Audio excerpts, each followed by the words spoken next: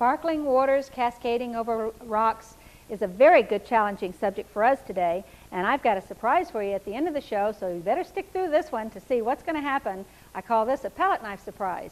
So we're going to block in the whole painting with brushes, and let's go down to the palette, get a little paint, and I'll just explain it to you as I get started. I'm going to use a large fan brush. I'm going to dip it into some odorless thinner, which is a little dirty, which lets you see the color, so it's okay for this one because I'm going to be painting on top of this. So you can see the puddle of fluid that's in here. And I'm going to be using a little bit of, let's use a little Prussian and a little Van Dyke, just kind of a gray. If you want your painting to be more colorful, you can even use a little alizarin, making a little bit of a purplish gray. Yeah, that would be nice. Just a little purple gray for a block in. Now this is very dark and watery, so don't be worried because later we're going to be putting some other colors on this. Up on my canvas, I have a little bit of a positioning of where some rocks are going to be, but let me explain it to you as we go. There's going to be a little sky and distant trees, but the waterfall is going to start right about here, and it's going to start cascading down, move to the left behind and underneath the rock, spill over here to the left, move back to the right. I'm going to kind of move this back and forth within the painting, and these areas I'm leaving right now that are white are actually going to end up being rocks. You can see the little colors of purples and grays coming out, and this is an underpainting for where the whites of the water are going to come on later with my knife. So I'm bringing that down and around and through the painting. So that's pretty much the area of interest of where my water is going to be in the painting. So I've started where the white water is going to be with a very dark value, and this will make it more interesting. The little bits of alizarin that were in my brush and all are just more interesting for color interest, and I like those. Okay, the ridge, or the top of the cliff where the waterfall comes over, it's going to be approximately right there. And it's going to kind of have angles coming in this direction, down towards the falls. And we're going to have some big rocks in there. I'm just softening on the bottom of some of the rocks right now so I don't get too hard of an edge. This probably doesn't make too much sense to you, but from a finished painting after it's started, it works very well to go in there and get that color established for a foundation. So get a design of a waterfall, sketch it onto your canvas, and then you can go from there. I'm mixing up into this mixing spot now some Prussian blue and burnt umber with a little bit of alizarin, making a black, kind of a real dark charcoaly black, which I'm going to underpaint in the rocks. These are the areas that are going to be very dark. There's going to be a rock right here that I'm blocking in. And even though this is oil, I'm purposely using these colors not with hard edges, not with sharp edges, but just areas where there will be rocks, so I can pull the water in and out through that and won't have a lot of pigment to fight. So this is more like a watercolor technique as I'm placing these darks near the edge of the water, and again, not looking for hard edges, not yet anyway. So I'm laying in my dark areas. Okay, I think we're going to warm that one up. We're going to put sunlight on this ridge. Let's put this side as a shadowed edge of this cliff, and then we'll end up pulling in a lighter value. So already you can see a very loose foundation, and this is a surprise if this comes out really terrific, but I know it will because of the techniques that I use. So this is fun because you'll see it go through a lot of transformations of shapes and colors. So I like to do this one because it really looks kind of funny in its early stages. As I work with these dark colors, I'm again using alizarin, Prussian, little Van Dyke just to keep it from being too purplish or too gray. Just a dark value. Look how dark that is. It's like a black, but this is a reddish black. I want to keep a little warmth into it. Blocking in over here on the side where we'll have other rocks and water, right into the edge of the waterfall so that it kind of is no abrupt edge. You don't want to frame it. You don't want to make a hard edge like that and make a hard edge. You want to get them to just melt together so that when you do put the water over there, you'll have interesting shadows underneath the water. Okay, let's go up on this side. I want to bring some more warmth into there. I need to block these areas in early. I'm going to add a little red to this mixture, red and gold. I need to block these areas in early. There, that's nice, deep, rich color. So that they'll dry, and I'll be able to work on them at the end of the painting with a little less effort and won't have to mix with so much coloring. That's warmth, because I'm going to have the light kind of filtering back through here, and my light source is going to be coming in and making this a warmer color in the rocks where the sun's hitting it. Okay, that's about all the warmth I want in that one. So let's go back down and get back to the dark colors. Luckily, I don't have to worry. I'm using Van Dyke right now. Luckily, I don't have to worry too much about edges and design. Just in general, the placement of color. I'll add a little blue to this Van Dyke to make it a little darker. Again, I need a little bit of thinner in the paint so that it's a little slippery, goes on easily. I have a picture here where you can see the darks of the rocks. There's grays, there's gray-greens, there's blues, there's all sorts of colors, but it's all quite dark except for the waterfall.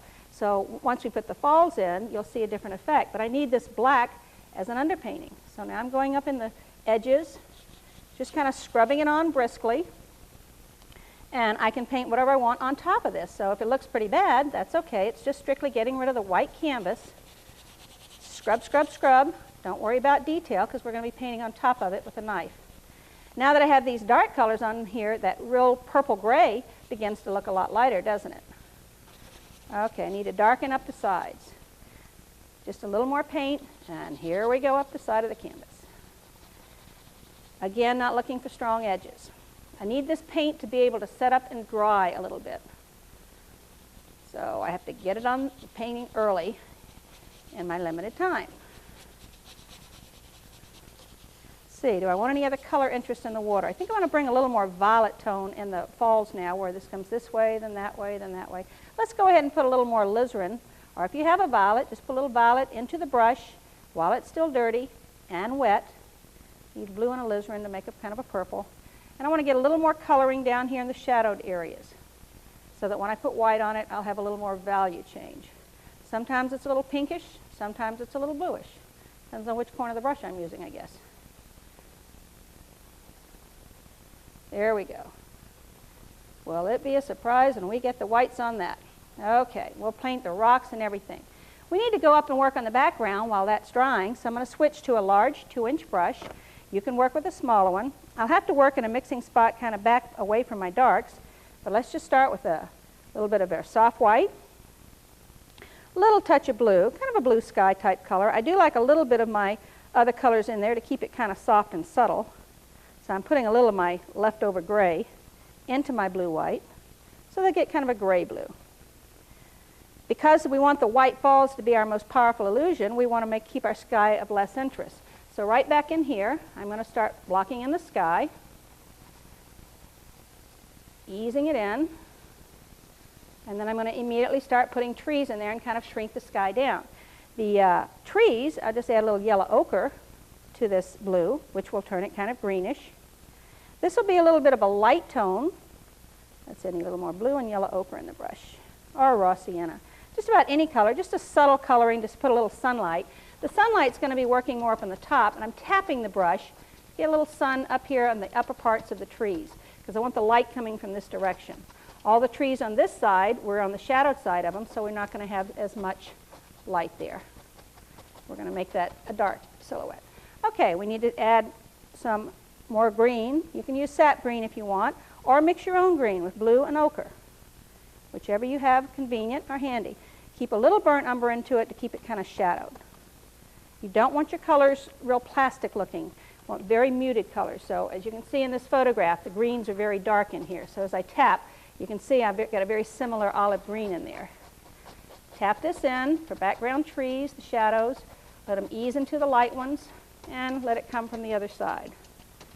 This is a big brush. It does the job very nicely, just to kind of put overhanging trees. If you have time, you can make detail. Now you know why I didn't do fancy edges here, because we'll bring the rocks in front of the trees. That will push them into the distance. So I didn't worry about my connected edges here because it wasn't necessary. Okay, blocking this on in and down. Now I want to get a little darker as I come down into the shadowed portion. I'll add a little more blue and brown. Big brush, saves a lot of time and energy, and gives a lot of effect that's going to be real nice. Okay, we're going to build up right up over here, over the rocks, which I have warmth in, so when we highlight them, they should pop out pretty easily. I'm kind of pushing in with the brush and letting the paint come more off the top of the brush than the bottom of the brush. There we go. A few little extra dark ones over here as shadow. If you have time, you can put little trunks and all in there, but I'm not going to worry about those unless I have time later. Okay, let's go in with the, I think I'll use the mop brush. Let's see, I know I have one around here somewhere. I'm going to use a little of my basic white, a little more yellow and white mixed into that green, just to make kind of a light green, and bring a little bit more of a sunny tap over these. So I bring a little bit of the foliage and the sun to the front See how I kind of let it hang and drape down in front of that. Play a little more sunshine, closer and more distinct, so that we have those nicer highlights in there. If you use a good chisel edge flat brush, you can put a little bit of dark on one side and even suggest a little trunk up and through there. Well, that brush is a little too large for that. Let's use a liner. Liner will do a better job. And I will use thinner this time. A little brown, or if you want light ones, there, you think you can see those better. Bring these little sticks and twigs that kind of hold up your foliage from back in the distance. Maybe a little white in that color, just to make a little couple of light ones where the sun's catching onto it. Well, that's not light enough. Have to get the color right so we get a little interest. There, that's a little brighter. With the sun coming this direction, make sure we fade him out at the bottom, or use the handle and scratch in a few. Now we're going to go to a flat brush, and we're going to start playing on the rocks. I'm going to give a little bit of suggestion of the sunlight on the rocks. One of my favorite colors to work on the rocks is if you take alizarin and black and white and make different mixtures of those three combination colors, you can get purples and some really neat rock colors. I'm using white, and over to my right I have a little bit of alizarin with a touch of black and white, which makes kind of a pinky tone. And I'm going to use this for a little bit of the highlighting. So it's just kind of a gray pink, a little touch of warmth in it where the sun hits. I'm going to come up here on the upper edge of the ridge and start painting on the edges of the rocks just to begin to design them, and working over my dark color and just mixing right on my canvas, creating this kind of ledge and drop off in there. There, that's going to be fine. So I'm keeping this in the warm side. And again, you can see all the different colors that you can put on the rocks, but I'm keeping only this section over here where I want the light to be playing. Now on the other side, I'm going to go back and put that in as dark. So I'll wipe my brush, use Van Dyke or raw umber or burnt umber, whichever color you want, just a dark color. And I'm going to come back up on the far side for the shadowed edge and create a little stronger drop off for the rocks that are underneath that area.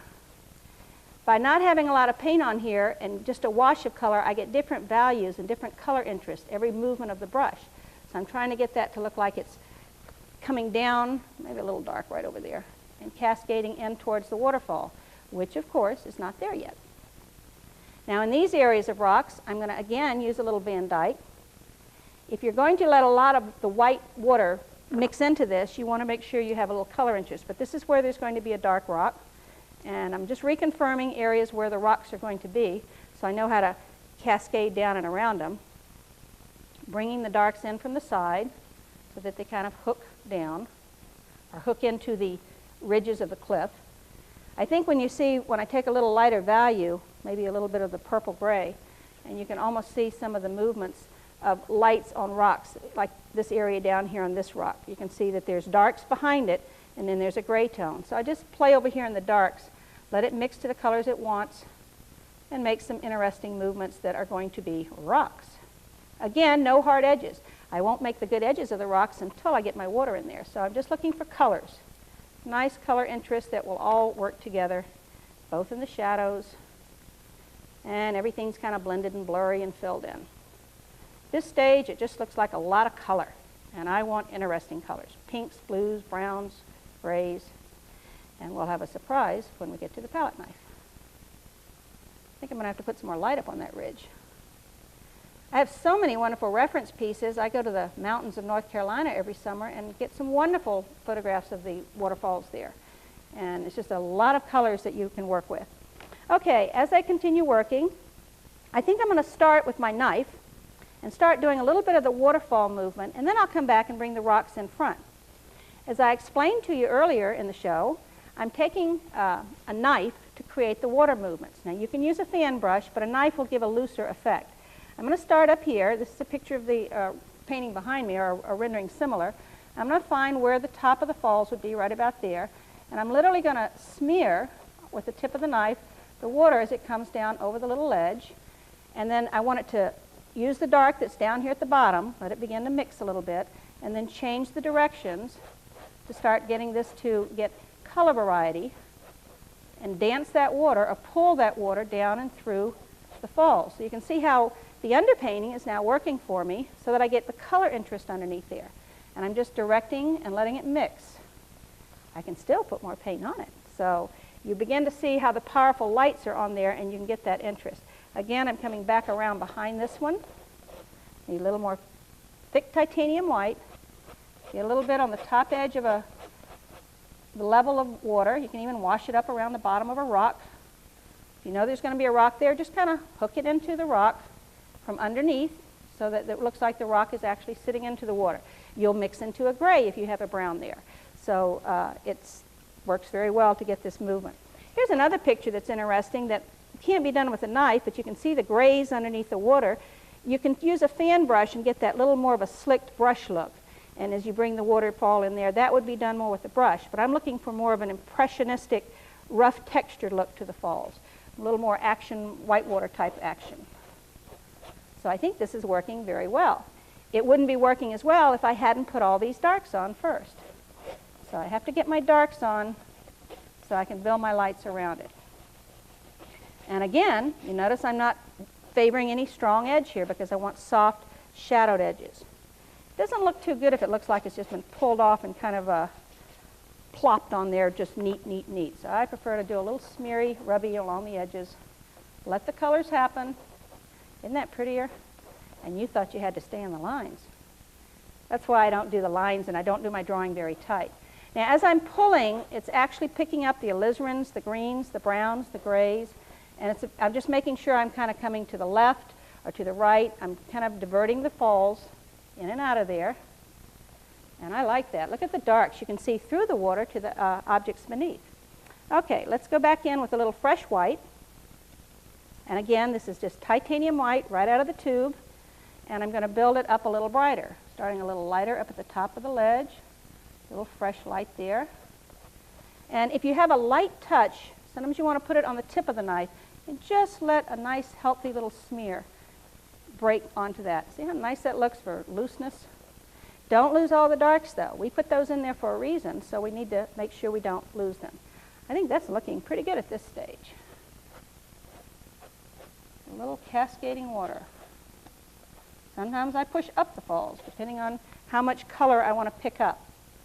I'm watching to make sure that I don't get just one big sheet of white coming down. And a little roughness and texturing, just a little movement. Say the water just begins to cascade over here into the shadows. Look at that, how nicely that goes over into the shadows with that brown mix there. All right. This is a fun one. Try this. Don't be afraid of that palette knife. That palette knife can give you just wonderful effects. Now, if I get too much light down here, which I almost am doing, I might take my big old brush that we used to block in the background. It's got a little green in it. So I'll just kind of fade that out so I stay a little more shadowed. Don't bring too much detail on the bottom of your canvas. It just, see, that eases that out of the canvas and makes it where it's a little less abrupt. So I'm softening the edges now before I go in there, and I like the little bit of green in here. Maybe it puts a little mossy look to the thing. That's the color I was using up there. I really didn't clean the brush. I'm just kind of tickling with the corner of the brush and getting a little softness along the edges. Love soft edges. Like that better already. Now let's put the rocks back. After the water is pretty well directed in there, it doesn't mean I can't take a fan brush or do some other interest in there. There were specific rocks at the different levels of the falls to create the corners. I'm going to start with a little white and ochre and go up at the top corner. And if the sunlight's kind of filtering through here, I want to get a little more warmth up here on the light playing on this upper edge. Just lay a little bit of light on and just mix it into the other colors, just to create a little more interest. Maybe a top to this rock here. Notice I mostly paint the tops of the rocks with the light, and I don't worry about the bottoms. I leave them as the dark. If I lose that dark, I'm just going to have to put it back. So it's important not to lose all these dark values. Let's find a little top edge to a rock here. Just design what you would feel would be the top edge, and then let it just mix down into the dark foundation shadow. I see those rocks coming out of nowhere. Just don't let the lights on the rocks get as light as the lights on the fall.